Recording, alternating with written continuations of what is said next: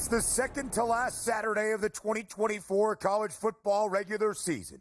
It is week 13 of this year, and it's a Saturday live right here on College Football Today on SportsGrid. He is the mastermind of the college football pigskin. That is Joe Lisi. He is OK Dubs. That is Kevin Walsh. And I am Ben Stevens. Our penultimate Saturday of this regular season, our second to final weekend, where each and every game that dots the slate on this week 13 Saturday has an impact on a conference championship race and a battle for a spot in the college football playoff. The enthusiasm is high from the very jump.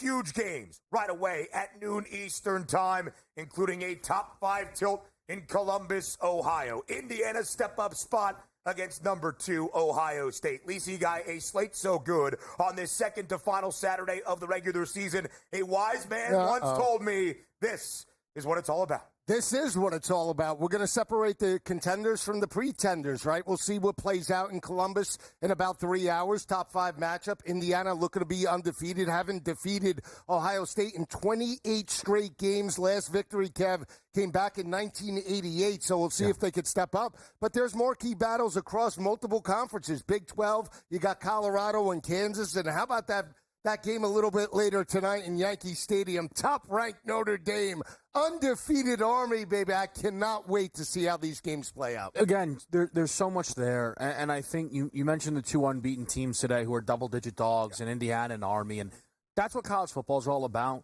The reality is we don't do this off of standings. It's not all record. It's about what you've done throughout your 9, 10, 11-game sample size, depending who you are. But those 2 programs today in Indiana and Army, if they do pull off an upset, again, you then all of a sudden can go, that's the best team in college football, because they would be unbeaten and they will have passed the type of test that, again, not many expect them to pass.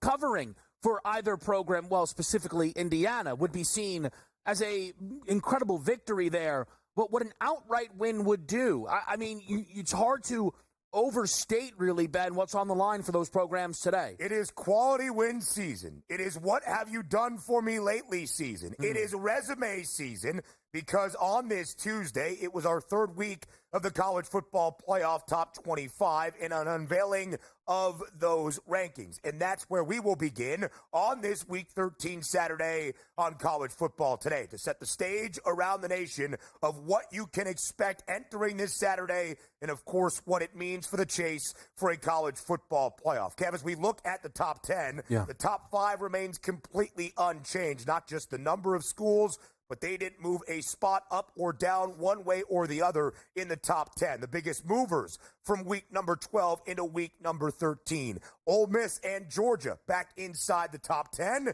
and in what would be that projected CFB bracket that we will show you in just a moment. The biggest fallers, Tennessee, after losing to Georgia last week in Athens, falls 4 spots to number 11. And BYU, after suffering its opening loss of the season, down by 8 spots all the way, Kev, to number 14. Yeah, for me, the focus, and I'm sure this will surprise no one, but it is Georgia.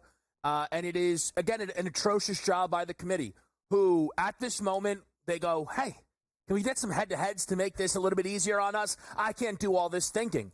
The Georgia Bulldogs have 3 wins against teams ranked inside the top 17, much less the top 25, by 14-plus points. They destroyed Clemson, they destroyed Texas, and Tennessee comes into their building and they beat them by 14 and answered a lot of questions as to whether Carson Beck could play some good football against the Vols defense that has been good this season. And those 3 victories are 3 times as many as anybody else has in college football of that nature, of beating a top 25 team by 14 or more points. I know they have 2 losses. On the road to 2 top 10 teams in Ole Miss and Alabama. Sure, I'm probably extreme because I would rank Georgia inside the top 3. I get that. Lisi, 10th for the Georgia Bulldogs, it's embarrassing. Yeah, it really is. I think they're trying to show diversification across multiple conferences, right? Keeping Ole Miss ahead of Georgia, the head-to-head matters, and then the losses for the Bulldogs. They do, in fact, have 2 on the season. We'll keep them at number 10 overall, and obviously Tennessee at number 11. I think the intriguing factor for me, and I keep going back to this, and I understand that they lost to Ohio State, is having Penn State ahead of Indiana. Just the disrespect by not putting Indiana number 4 overall, the fact that they are undefeated, even though it will play out later today, is where I have a problem. And then the other 2 teams that we'll talk about, right? Big games for SMU on the road in Virginia, and BYU, like you mentioned, that lost to Kansas. They face a red-hot Arizona State team. Something will give in terms of those spots 12 and 13 a little bit later today, and will really be set up for a marquee ranking come Monday night. And let's make sure we look at what that projected CFP bracket would be. You see us behind us here. When you look at those top 4 spots, what would be the opening round buys and the automatic berths for the 4 highest ranked conference champs among the 5 automatic bids. Oregon is 1, Texas is 2, Miami, although a loss, not the undefeated team in the ACC, that is SMU, still would be that 3 seed in Boise State.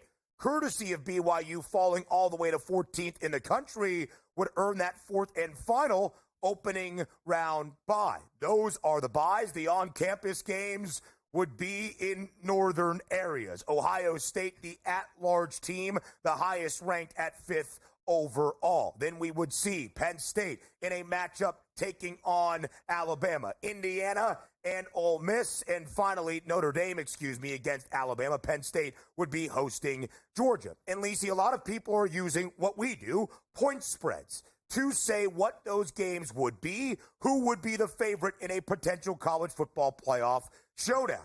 All of that is true. This is just the projected bracket after the 3rd week of the college football playoff ranking. Yeah, it is, and you have to use point spreads and the head-to-head into certain types of denominators when we break this down, especially entering week number 13. What's going to be interesting is, depending upon how these games play out today, Kev, right? Yeah. How far back does Indiana move should they lose? What happens to Penn State? What happens to a team like BYU if they knock off Arizona State and SMU? That's what I want to see. And a team that really has no margin of error is Miami, right? They're 24.5 point favorites today against Wake Forest. They have to win out. They win today, and then obviously next week against Syracuse, they're going to lock up an ACC title berth. So, I want to see what transpires for margin of victory and how the committee then prices these teams in the college football playoff odds. Yeah, look, I think margin always matters. I think it's the calling card of the Notre Dame Fighting Irish this season is what they've, how much they've extended on teams. But I think when you look at that projected bracket, 3 of the 4 opening round matchups, you would have, again, remember, you'd be hosting on your building. We know how much college football home field advantage matters. No doubt. 3 of the 4 teams would be home dogs. We can't have that. That's wrong. That's getting it wrong. And that's avoidable. It really is. It doesn't have to look like this. And it does because the committee is, at this moment, it is rewarding easier schedules. And I won't just pick on Indiana. Penn State, who has not beaten a soul. My goodness, that Illinois 25 is bothering me. I hope Rutgers beats them by 1 billion today. How about Texas? No top 25. Again, it's not just the Big Ten. Right. Texas up there at 3. If you look at it, the calling card right now of how do we get respect from this committee is record, and that means we didn't play as much as other teams in front of us. It's bad, and you see the logic fall apart. I'll make this one last point because people got mad at me, even within our own crew. Come on, man, Georgia lost to Ole Miss. Okay, well, Alabama lost to Tennessee, and there's multiple teams separating them right now. Oh, but the timing of it all, they have short-term memory. They don't know what they saw from one week to the next. Again, I am glad we expanded. They have to clean a lot of this up. The thought exercises the committee has tried to use to explain their rationale behind these rankings has faltered a little bit. But the results do matter, and that will happen today in Columbus. It's Indiana and Ohio State up next.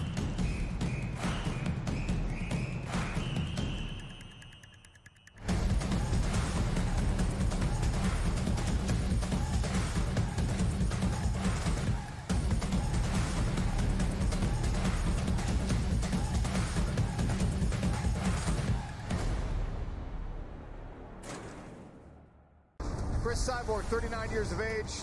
Larissa Pacheco, only 30. Cyborg 2 inches taller. Equal measurement on the arm reach for these women. Slightly longer legs for Chris Cyborg. Touch of the gloves, and we are underway in our co-main event. Cauliflower. No, it might be beautiful. What a level. Oh, big kick. How did she take Pacheco just ate it. Wow. Measured and controlled in her breathing. Oh, nasty left hand snuck over the top for Cyborg. Pacheco. She will literally and figuratively smell blood in the water. Oh, there's a guillotine. Another beautiful takedown, but she put herself right in harm's way. That is tight. Good short elbow there. Very nice. Oh, an overhand right there from Cyborg. That was a solid right hand, needing some punches. Watch the back there, watch the back there. First deep breath I've seen Larissa take in this fight. Just about 10 seconds ago. Oh, nice takedown. Rolls through onto an ankle, maybe. 15 seconds, and we're going to see some wildness. Yeah, of course we are. Both women landed there.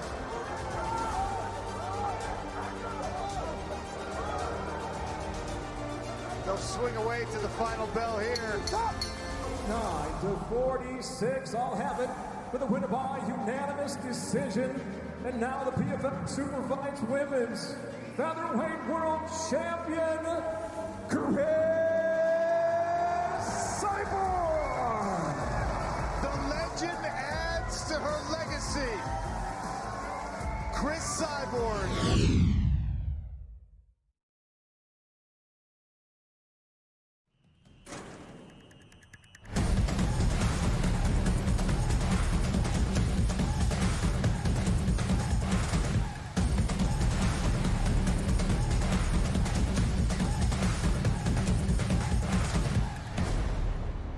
It is the biggest game in the history of Indiana football taking on Ohio State football. It is a top 5 tilt in week number 13, our second to last Saturday of this 2024 college football regular season. It is our College Football Today game of the week, that top 5 tilt in Columbus, Ohio at the Shoe. Number 2, Ohio State, a double-digit favorite against undefeated and unblemished number 5, Indiana. Lisi Guy, here we are in our second to last Saturday of the year, where we see in a top 5 matchup a 10.5-point spread in favor of the Buckeyes. Everybody has made the point we just discussed as we looked at the CFP top 25. Indiana is unblemished. They are 10-0 for the first time in program history, but the strength of schedule is not elite. In fact, it's 106th in the country. So everybody knows this is IU's first true step-up spot of the season. Will Indiana or Ohio State be more ready? Well, I think Indiana is going to be ready for this matchup. It's just what Kurt Cignetti has predicated and preached to this team, the extra week of preparation. I actually think will benefit Indiana more so than Ohio State. And let's not forget perception, right? As we perceive Indiana being maybe like, not as good or dominant as some of the other undefeated teams or top teams in the top 5 overall, the perception is Ohio State is still the best team in the conference, even though they lost to Oregon, right? That's just the way this program is perceived. They're a blue blood, had the best price to win the national championship at the start of the year. But again, they have a veteran quarterback, Indiana, Curtis Rourke. He's completed 71% of his passes. I think the ability for them to potentially start fast is a key to this matchup. But they have a front seven that's only given up 2.4 yards per carry, 72 rushing yards per game. They play very good in terms of third down defense, Kev, holding opposing offenses to 33% of their third down opportunities and their plus 10 in turnover margin. Every big game that they've won up until this point, they've won the turnover battle. I don't know if they win it outright, but I'm taking the 10.5. I think they're in this game from start to finish. So I'm on Ohio State in this game, and I will say I think really as a trio, we have been very fluid within Indiana, and I think we've been very fair throughout multiple points. There were moments where I said if you put IU number 1 in your, number, I get that. There were, I think, weeks where people would have probably said, oh, come on, Ben's top 10, Big Ten Ben, waiting list. Hold on. We've been very fair. But as I dove in a little extra into this game, I actually don't know if just saying, oh, it's the 100th, the 103rd, 106th now. 106th, yes. Strength of schedule. I don't think that actually tells the full story because there are 18 teams in the Big Ten. The Big Ten has 4 of the top 5 teams in the College Football Playoff Committee's rankings. The Big Ten is the second best league in college football. It is respected. They're 106th. The next closest easy schedule is Minnesota at 74. Again, 18 teams. There are only 3 strength of schedules within the Big Ten. They're outside of the top 50. It is insane that this is their schedule. The only offense within the top half of this conference that they played was Maryland, for crying out loud, who scored 28 on them, and Billy Edwards was tossing it left, right, and center. They've played none of the top-end defenses. The Iowa Hawkeyes, much less Ohio State or Penn State. They have not, Minnesota, they have not gone up against any of these football teams. So, to me, we look at Indiana, this is beyond a step up. This is a team who has truly played a G5 level schedule here, playing arguably the best team in college football, which Ohio State has a very strong argument to be, Ben. At least from the odds makers' perspective, not arguably, Ohio State is the best team in college football. The favorites to win a national championship, an odds-on favorite to win the Big Ten title, despite not having a head-to-head currently against the team that has already clinched a spot in the Big Ten championship game, that being Oregon. 106. Again, the strength of schedule for Indiana. Nobody is denying that it has been an easy slate for IU. My charge, not just to Kevin, but to anybody out there for Indiana, is look at what the Hoosiers have done to their schedule, which Kevin realizes as well. An average margin of victory of 30.1 points per game, by far the best in the country. A point differential of plus 301, the only point differential that is north of plus 280 around the entirety of college football. And Indiana hasn't been an underdog winning outright in some spots because the odds makers do not know how good the Hoosiers are. Indiana has been favored in every single game this year. They are 8-2 against the spread with the best cover margin in college football at 14.6 points per game. So those expected easy victories, IU is still outperforming. But now let's dive into this matchup, because the Buckeyes have been favored in every single game this year. They're 3-4 against the number as a favorite in Big Ten play. They have gone under in 6 of their 7 Big Ten games so far. The only game not against Oregon on the road as a favorite, where they lost outright. Ohio State is tied for the best scoring defense in the country, only allowing 10.3 points per game. Indiana is the 3rd or 2nd best scoring offense in the country. How does IU attack Ohio State's defense? How might the Buckeyes limit Indiana's attack? Yeah, I think for Indiana, you have to continue to look to Curtis Rourke to have this special season. He's had numbers, Lisi, that all year have suggested, actually, okay, this could be a Heisman candidate that Indiana has. Although I think one of the most impressive things they did this year was beat Washington by 14 without Rourke. And that is their only win, by the way, against a team above 500, to Kev's point. Which, again, is like that is one of the 3 biggest things on the IU resume. Yeah. One of the other monster things is the demolition of Nebraska. Though spread math, if we may, they laid 6.5 in that game. Now, due to an overreaction because of what Indiana did in Nebraska, the next week, though, the Cornhuskers played Ohio State, catching 25.5. That's a 19-point gap. Do we think that they have actually closed that margin so much so? I don't really believe so. And I'll say, using the fact of Ohio State and Michigan's bigness to our advantage, that line's out already, which is 23.5 in favor of Ohio State. The most recent game we saw for Indiana, and Lisa, you were all over it, was Michigan, where they laid 14.5. That's a 9-point gap before we factor in home field here. I think this should be much closer to 14 for Ohio State. Yeah, I'll just say this. The only quarterback that they allowed Ohio State to throw for over 300 was Dylan Gabriel. So Curtis Rourke is not Dylan Gabriel, but he's a lot better than some of the other quarterbacks. And, Lisa, we'll get some of your thoughts on the key matchups in Ohio State and Indiana and what it will mean for the national championship chase up next.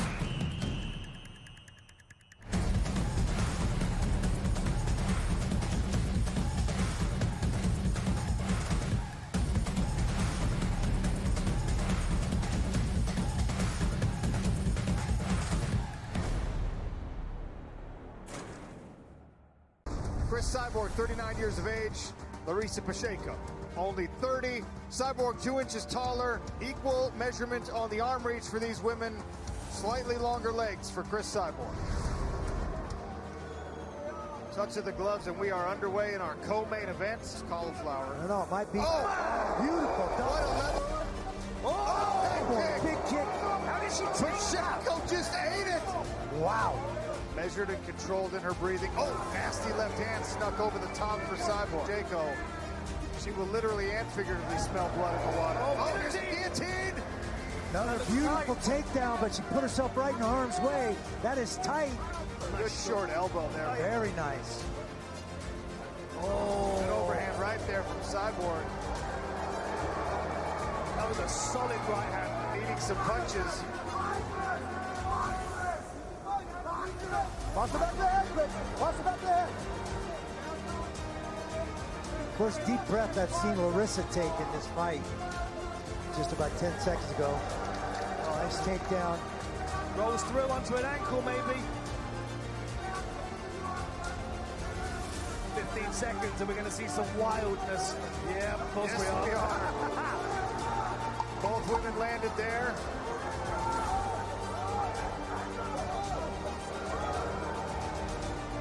They'll swing away to the final bell here. 9-46, all have it for the winner by unanimous decision. And now the PFL Superfights Women's Featherweight World Champion, Chris Cyborg. The legend adds to her legacy. Chris Cyborg.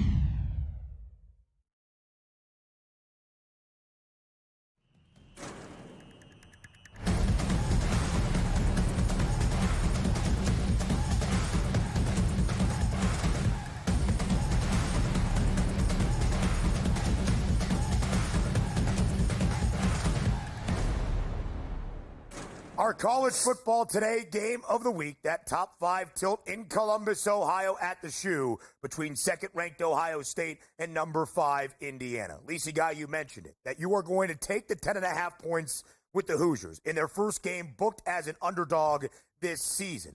If that is the case, if IU can keep this game within margin, how do Curt Cignetti and the Hoosiers get it done? Well, I think they have to run the football, right? And they have to strike first. They're averaging 176 rushing yards per game. We talk about how they've been able to dictate tempo in big games against Washington, Nebraska, force those teams to play from behind. The other factor is their secondary. They're only giving up 183 passing yards per game. They have not allowed one single quarterback to throw for over 300. I know the competition has been a little bit light, but if they could force Will Howard and that offense into field goals and not touchdowns, they have an opportunity to pull this out. The other factor is, Kev, get your take. The fact that McLaughlin, the center, is out for Ohio State, to me, is a huge factor. I understand they might have veteran experience behind them, but when you're making those line calls with a backup center that still hasn't been with that offensive line throughout the season, multiple looks, line calls, audibles, in this type of game, I'd rather take the 10.5 points with the underdog, forcing a little maybe misconfusion with that offensive line. Here's what I would say to that point, Joe. What you just said is why I'm on a side and not a team total or anything like that, because to me, I am trying to have multiple outs here with Ohio State. Like, I think Ohio State, I mentioned the Maryland, right? Again, like, I'm not even trying to do this in a funny way. The best offense Indiana has played all year is Maryland. That is insane to now show up today and, like if they watched, if I were them, I would, Cignetti, don't let them watch Jeremiah Smith during warm-ups. Like, those kids might pass out, being like, hold on a minute, I didn't even know football players were allowed to do any of that stuff, right? Now I am being funny. But for me, so I think Ohio State could hang 40 on this team. Similarly, though, as much as I am not a huge fan of the Penn State offense, the Penn State offense has had a statistical season much, very similar to Indiana's. They went to Happy Valley and held them to 13 points. Right.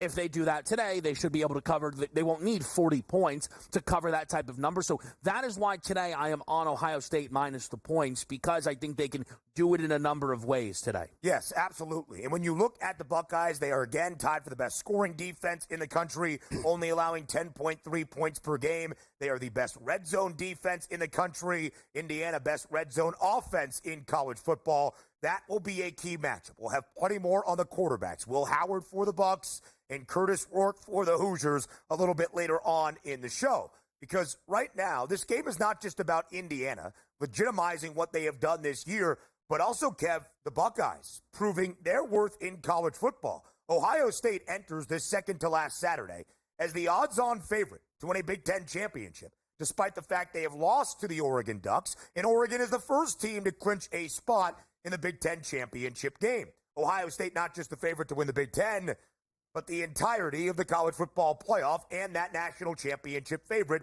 here entering week 13. This game, so many ramifications in our second to final Saturday. Yeah, so to me, Ohio State with a victory here, and this will never happen, could make a very strong argument to go to number one within. Now, it won't matter. They'll play head-to-head, Oregon and Ohio State, if Ohio State wins here, unless Michigan does the unthinkable. But to me, Lisi, like, what makes Ohio State's season so impressive is, again, if you look at the Big Ten, like Oregon has one game against these teams. It was in their building. They win by one. Penn State has one game against this team. They obviously lost because they're terrible and never, ever, ever get the job done. And then Indiana has, again, like Indiana tomorrow, I think is going to schedule another game playing Mercer because apparently Cignetti thought to take shots at Alabama. You know, I mean, that's an insane move by him. So to me, if Ohio State wins this game, and you sit there and now go, well, hold on, so we beat IU, we beat Penn State, and we went to Oregon and lost by one.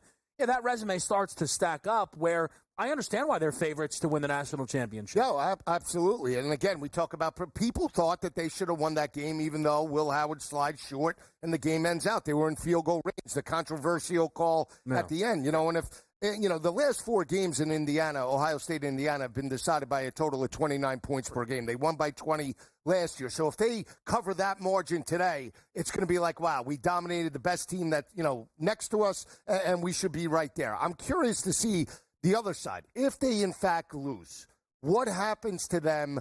Are they going to have a Georgia type of drop where now they're going to be 15 overall and no shot to get back into this thing? That will be interesting. I would be surprised if they fall out of the college football playoff projected bracket because Indiana, although people question, is still number 5 in the committee's rankings at this moment. Georgia is now inside the top 10, but the odds maker is much higher on the Dogs. Third best price to win a national championship at plus 480. Georgia takes on UMass today. Of course, the Dogs, a hefty favorite. We talk about some football at a baseball stadium in the Bronx next.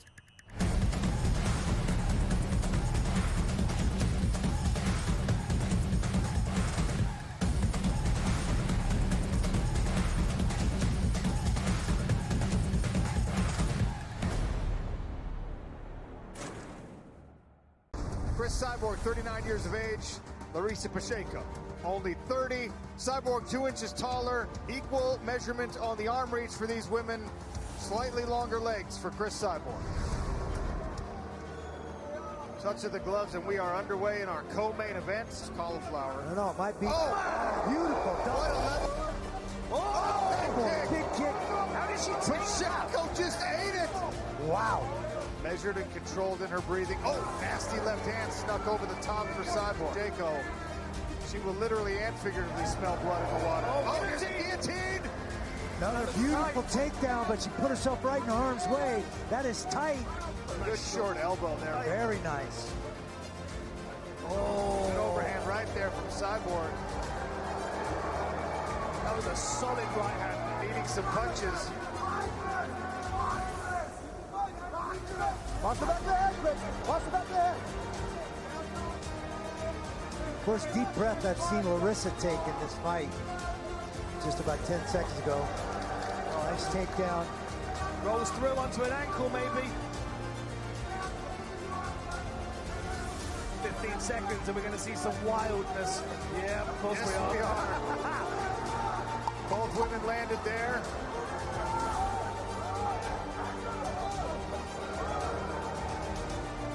They'll swing away to the final bell here.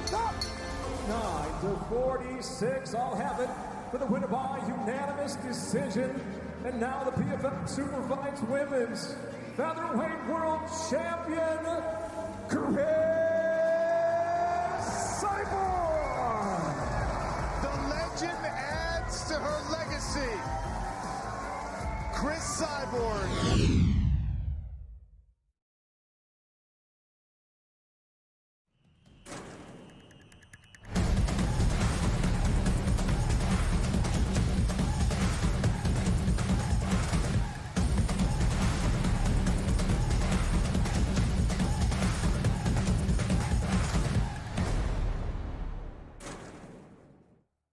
A college football game inside a Major League Baseball stadium, and an undefeated Army team also in a step-up spot against number 6 Notre Dame. It is our second of 3 top 25 tilts on this second-to-last Saturday of the 2024 college football regular season.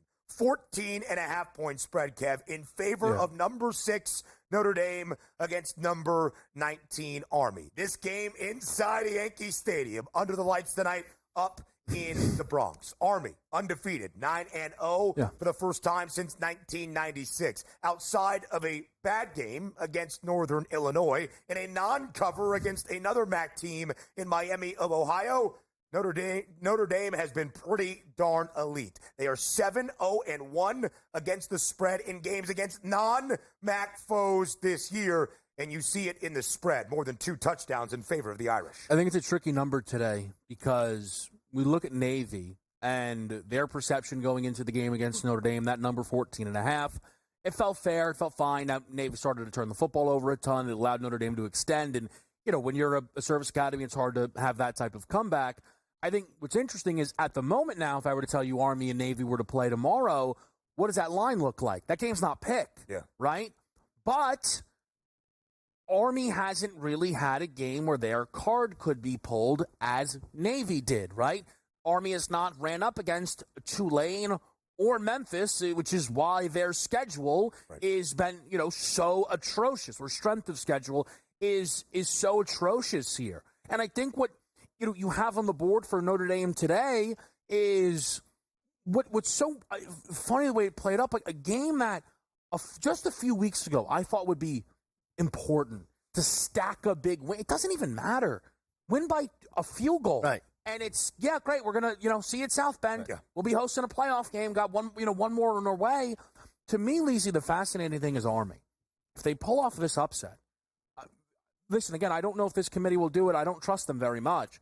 Army must jump Boise State for the G5 spot, in my opinion. Couldn't agree more. And again, this is the Super Bowl for Army right now. It holds bigger implications than next week when they play UTSA, because the perception for them to knock down that college football playoff door. I've been telling you for them the expanded playoff. What do I want to see? I want to see the triple option in a one-game type of situation up against the likes of the Big Ten and the Big 12 or any one of the power conferences. It would be a fantastic type of situation. This is your opportunity. But I don't want to take away from both teams. Notre Dame's strength right now, obviously Riley Leonard. He throws for 214 last week, 3 touchdowns. They get the win by 21, don't cover against Virginia. Secondary playing lights out, holding opposing offenses to a $150 through the air, 48% completion percentage. Good news is Army doesn't throw it, they run it. They're averaging 334 on the ground. Bryson Daly could be a Heisman Trophy candidate if he has a huge performance today at 300-1. I'm almost clicking it now if they pull off the upset. I'll just say this. The defense for Army, in my opinion, is much better than Navy. Let's not forget, in that game in MetLife, Navy 6 turnovers in that matchup. That was more deceiving than what it was. I'm not suggesting Notre Dame didn't deserve to win it or win it by margin. It's just that the 6 turnovers helped by winning it by 35+. They're only allowing 10 points per game. They're only giving up 82 rushing yards to opposing offenses. And more importantly, 38% third down defense. I'm talking to you. Soldier play. Army plus the 14.5 outright. I'm banging it. Let's go. Joe Lisi is fired up for those cadets tonight up in the Bronx. And Army, again, with a very easy schedule based on perception, 133rd nationally. There are 134 FBS teams. But Army has done to its schedule much what Indiana has done to theirs. They are 7-1-1 against the spread. Army is the only team in the country that has won each of its games this season by double digits every time. 9 victories, 9-0 for the first time in nearly 3 decades, and each game decided by 10+ points. Kev, there are some that look at this game and make the comparison between the game in Notre Dame and Navy and this one. To Lisi's point, Army's defense so much better than that of the midshipmen this year. But Notre Dame has looked really good as of late. They have scored 31 points in 6 consecutive games. Lisi wants to see a triple option offense in the college football playoff. At times, Riley Leonard, Jeremiah Love, and Jadarian Price have looked exactly like that. what has stood out to you most about the Fighting Irish, at least in their response since that disaster against Northern Illinois? Yeah, listen, I was leading the charge to fire Freeman after the loss of Northern Illinois, and it's still an inexcusable result, and why I worried so much about this team making the playoff. And by the way, I don't think they're home free just yet. Today's tricky. You're calling for an outright loss, and you pay attention to what's going on with USC. There's not going to be some steamroll walkover spot for the Notre Dame Fighting Irish either. But what they've done, where I think they just had sleepy spot after sleepy spot after upset alert after upset alert, is they've punished teams. Like, I think when we go back and forth on where Notre Dame ranks, kind of what you use to your advantage and it's you're wise to, is Notre Dame is not keeping these things close. They are taking what has been an easy schedule and they are bending it at its will. And that's what they might do today against Army here. I think that's what makes the number tricky, Joe, because I think Army will be able to move the football some.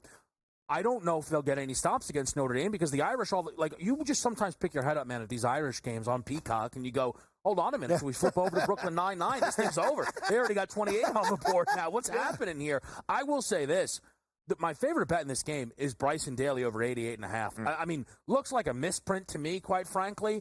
You're talking about someone who missed this in his opening game. I think they were playing Lehigh, right? Since then, it's 110 or more in every single game, 136 plus in 5 of his last 7. And the first game back from injury, he went out there and had a season-high workload of 36 carries against North Texas. And here's the comparison point that I care about, Blake Horvath, who went out there and lit up Notre Dame in a rout, going for 129 yards on just 14 carries. I don't think Daly leaves this game without 30 touches, regardless of the final score. I love him over 80.5. Averaging over 6 yards per carry, right? 6.2, 21 rushing touchdowns, and the ability to hit pay dirt not once but multiple times. I think, the only way really, and I'm back in Army, right? The only way they can win is if they dictate the tempo. Start with the football, take an 8 or a 9 minute drive, score, and put the pressure on Notre Dame for limited touches, and then force that, pressure on Riley Leonard. They're going to eat.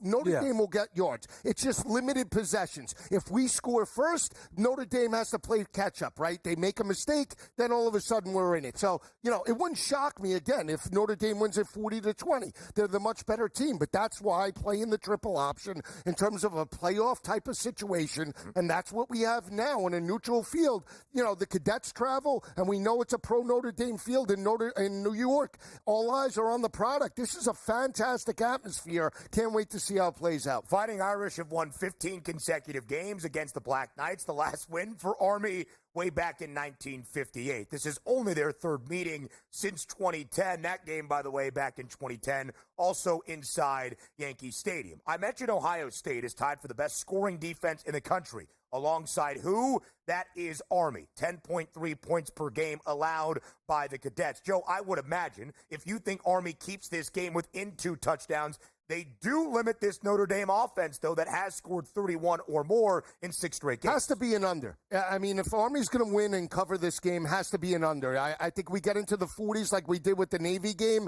then it's all Notre Dame in that manner. Take Riley Leonard, and that's how they beat the triple option. You have to get them out of their game plan, throw and push tempo. Even though Notre Dame can run it, you can run it later. Use your speed advantage here. For me, the only reason I would say it doesn't have to be an under for Army is their offense has been so good this season, right? Like, I don't think this is the old school, like, they got to win 14-10. Like, no, they could win 28-24. If I don't actually think Army's going to win this game. I think they can hang with inside the number here. But, again, the Irish have just been punishing teams. Again, I know it's been a tough schedule, but you talk about Indiana. Notre Dame's been doing it just as well. Last 5 years, Army is 14-11-1 against the spread as an underdog. It is a huge Saturday in the Big 12. We'll detail why next.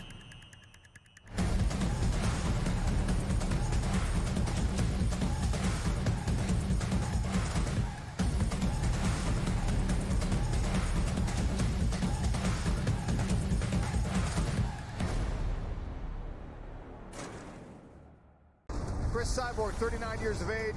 Larissa Pacheco, only 30. Cyborg 2 inches taller. Equal measurement on the arm reach for these women. Slightly longer legs for Chris Cyborg. Touch of the gloves, and we are underway in our co-main event. Cauliflower. No, it might be. Oh! Beautiful. Big kick. How did she take Pacheco just ate it? Wow. Measured and controlled in her breathing. Oh, nasty left hand snuck over the top for Cyborg. Pacheco.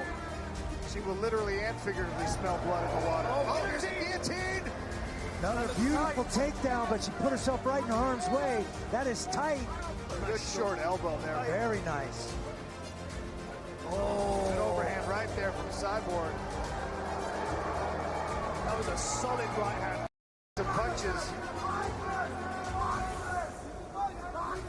Watch the back of the head, watch the back of the head. First deep breath I've seen Larissa take in this fight. Just about 10 seconds ago. Oh, nice takedown. Rolls through onto an ankle, maybe. 15 seconds, and we're going to see some wildness. Yeah, of course Yes, we are. Both women landed there.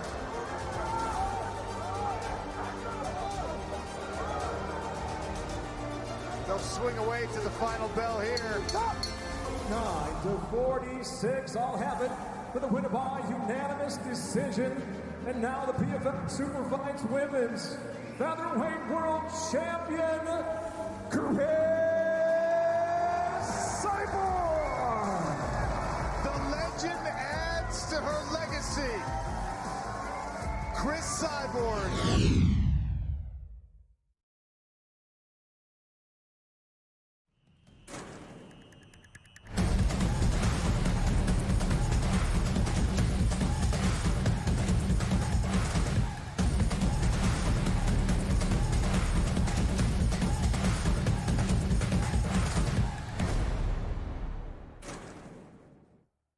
It is a monumental Saturday on this second to last of the college football regular season in the Big 12. Spots in the conference championship game are at stake, and we have two games that will kick simultaneously like it's the regular season finale in the National Football League that could dictate the outcome of the Big 12 conference on this Week 13 Saturday. We start first in Kansas City. Yes, inside Arrowhead Stadium. It's where Kansas is playing its final two home games of this season. Last week, they upset BYU at home in KC. This week, they now host the Big 12 championship favorites in Colorado. Joe, a 2.5-point spread in favor of the Buffaloes. In his second year, Deion Sanders has CU at 8-2. They have covered in every single game since their first two of the year, and they have covered in all 7 games they have played in Big 12 action.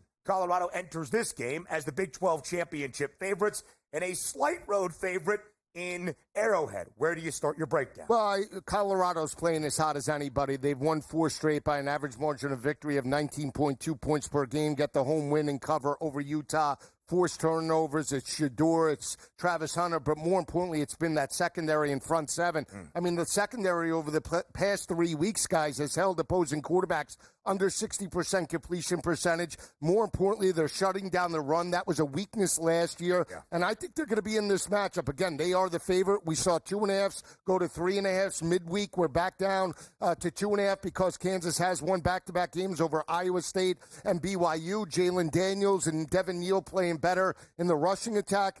But I still go to this defense of Colorado, the speed of Colorado, less than a touchdown in terms of this matchup. Knowing what Deion has done, he's got the much more consistent quarterback in terms of the passing attack. You got the best player on the field in Travis Hunter. I think it might be close for a half, Kev. Second half, I think Colorado pulls away over, but Colorado wins by double digits. Yeah, I'll be honest with you, Lisi, as we get closer and closer to this game, it becomes clearer and clearer to me that this is my favorite bet on the board today. And honestly, I'm clicking as Lisi's giving you guys all an incredible breakdown because I don't want to miss out on the best of a number that is currently minus 114, and that is Shador Sanders to throw 3 touchdown passes in this game. Before I even dove into the numbers, I took note of multiple NFL players on Colorado today will be playing in an NFL stadium. Then you factor in as the back-to-back 2-time champs. Then you factor in Shador Sanders is playing in the building Patrick Mahomes calls home. Okay, noted. Then we go to the Jayhawks side of it. Their last 6 games, they've allowed 18 touchdowns. Not bad, but 14 of 18 have been through the air. Noted. They've allowed four touchdowns in 4 games this season. 3 of the 4 quarterbacks within those games threw 3+ passing touchdowns. They all threw at least 2. This is a Shedeur game. They're like, I hope Pat's in the building. He's not. He's getting ready for Carolina. But, I mean, come on, it's the Panthers. He should be, quite frankly. Sit by and watch this kid work. The Jayhawks have been awesome. The resume at 4-6 is maybe better than that of Penn State's at 9-1.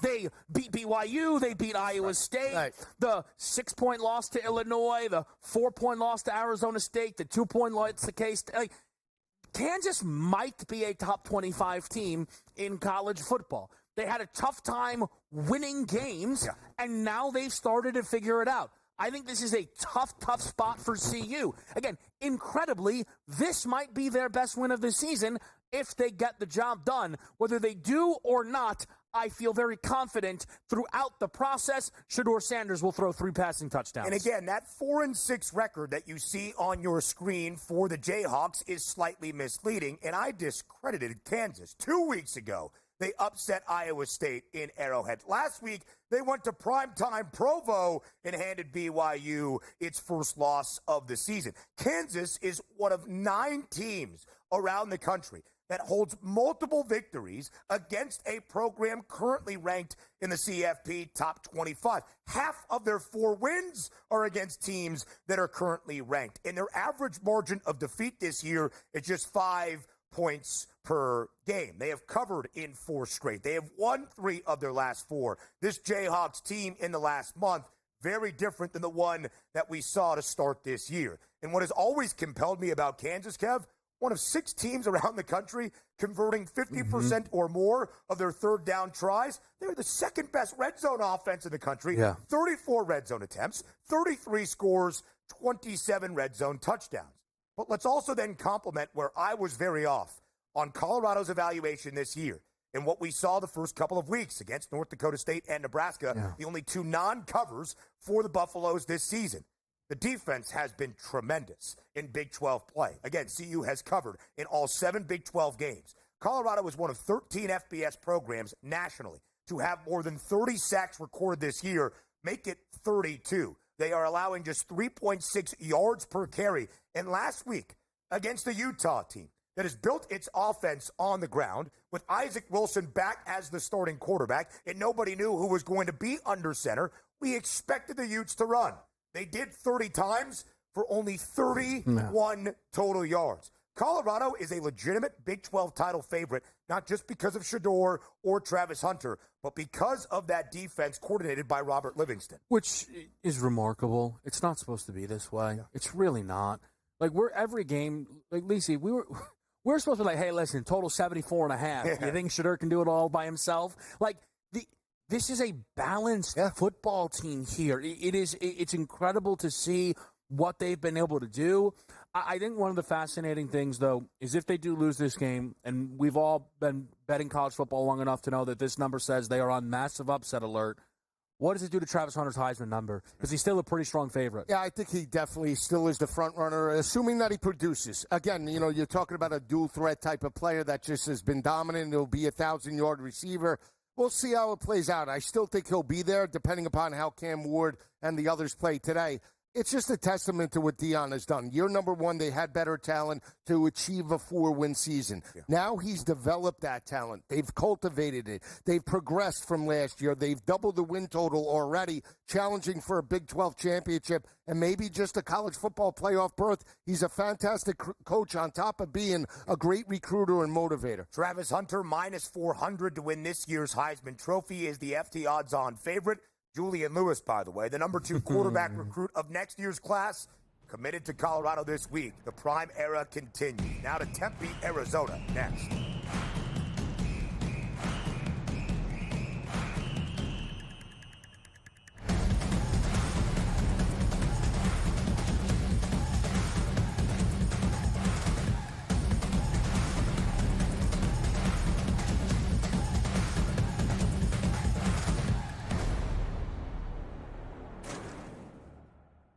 Cyborg, 39 years of age. Larissa Pacheco, only 30. Cyborg 2 inches taller. Equal measurement on the arm reach for these women. Slightly longer legs for Chris Cyborg. Touch of the gloves, and we are underway in our co-main event. This is cauliflower. I don't know, it might be beautiful. What a level. Big kick. How did she take Pacheco just ate it? Wow. Measured and controlled in her breathing. Oh, nasty left hand snuck over the top for Cyborg. Pacheco. She will literally and figuratively smell blood in the water. Oh, there's a guillotine. Another beautiful takedown, but she put herself right in harm's way. That is tight. Good short elbow there. Very nice. Oh, an overhand right there from Cyborg. That was a solid right hand. Needing some punches. Watch the back of the head, Rick. Watch the back of the head. First deep breath I've seen Larissa take in this fight. Just about 10 seconds ago. Oh, nice takedown. Rolls through onto an ankle, maybe. 15 seconds, and we're going to see some wildness. Yeah, of course Yes, we are. Both women landed there.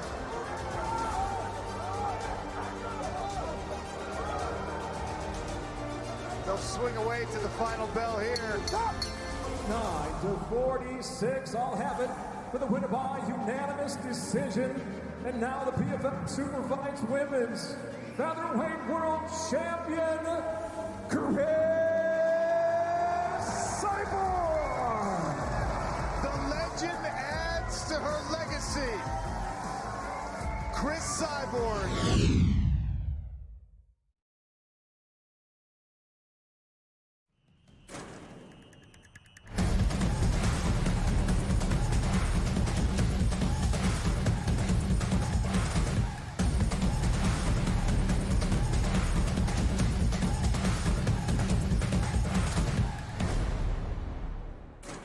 Again, simultaneous kicks on a huge second-to-last Saturday in the Big 12, both at 3:30 p.m.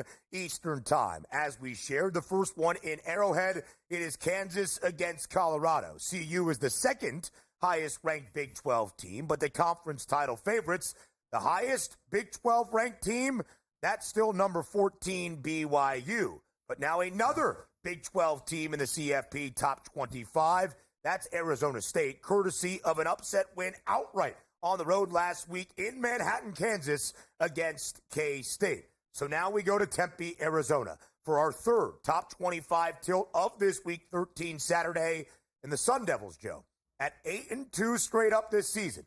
In the second year with the young Kenny Dillingham as their head coach, a 3.5-point favorite against the BYU team that suffered its first loss of the season last Saturday. Let's start with the Cougars' perspective. How do you expect BYU to bounce back? Well, again, better defensive effort. I know they buckled up in terms of the second half and, got exposed a little bit from an offensive perspective. But again, on the road in Tempe, I think they need to score first, run the football, and keep Sam Levitt and Cam Scatteraboo on the sidelines. Very impressed with that victory last week in Kansas State because Sam Levitt started out rolling out, utilized the RPO game, then threw over the top to expose that defense. And more importantly, it's Arizona State's defense. They're holding opposing quarterbacks to 59% completion percentage, have forced 11 interceptions, Kev, on the season, 38% third down defense. They are legit, very difficult to run on. So if BYU does have success running the football, staying in manageable situations,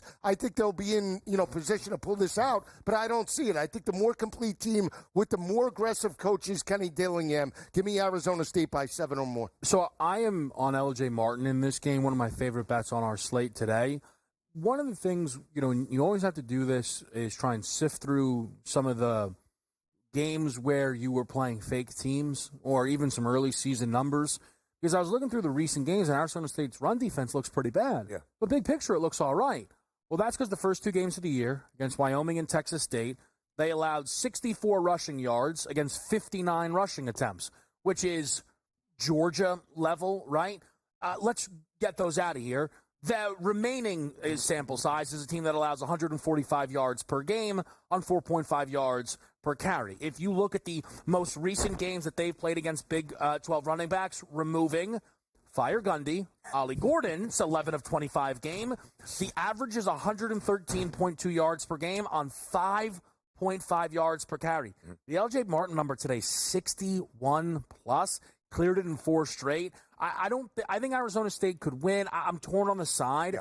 I don't think either team is running away from the other. It keeps the ground game going all night. I like L.J. Martin. I think he can get into the hundreds. I believe this game is close, as the odds anticipate it to be. BYU is a perfect 4-0 outright, and then, of course, against the spread as an underdog this season. Arizona State, one of the 6 best cover teams in the country. They are not just 8-2 straight up, but they have covered in all 8 victories. And ASU is used to playing in these tight-knit games.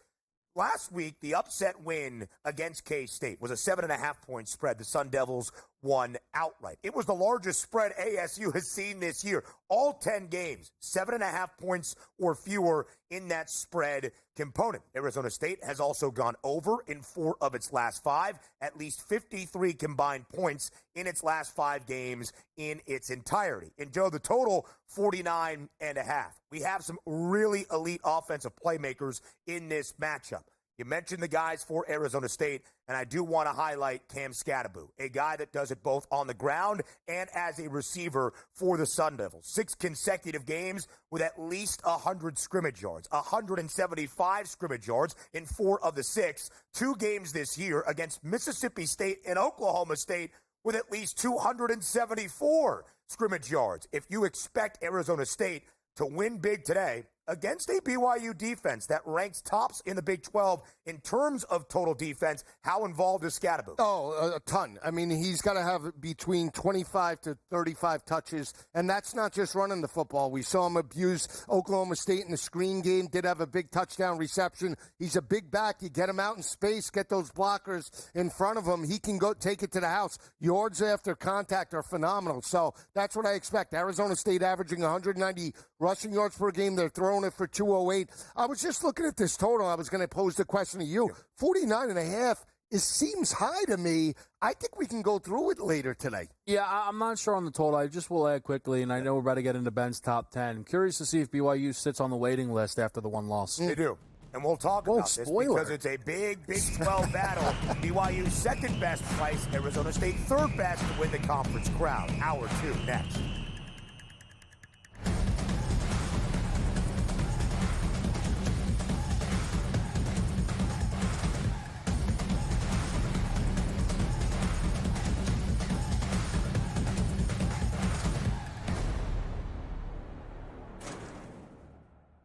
Chris Cyborg, 39 years of age.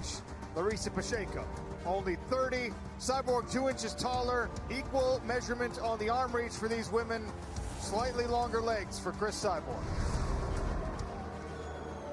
Touch of the gloves, and we are underway in our co-main event. Cauliflower. I don't know, it might be Beautiful. What a level. big kick. How did she take Pacheco just ate it. Wow. Measured and controlled in her breathing. Oh, nasty left hand snuck over the top for Cyborg. Pacheco. She will literally and figuratively smell blood in the water. Oh, here's a guillotine. Another beautiful takedown, but she put herself right in harm's way. That is tight. Good short elbow there. Very nice. Oh, an overhand right there from Cyborg. That was a solid right hand, eating some punches. Watch the back there, watch the back there. First deep breath I've seen Larissa take in this fight. Just about 10 seconds ago. Oh, nice takedown. Rolls through onto an ankle, maybe. 15 seconds, and we're going to see some wildness. Yeah, of course Yes, we are. Both women landed there.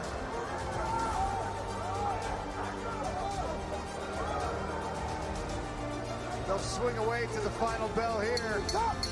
9-46, I'll have it for the winner by unanimous decision.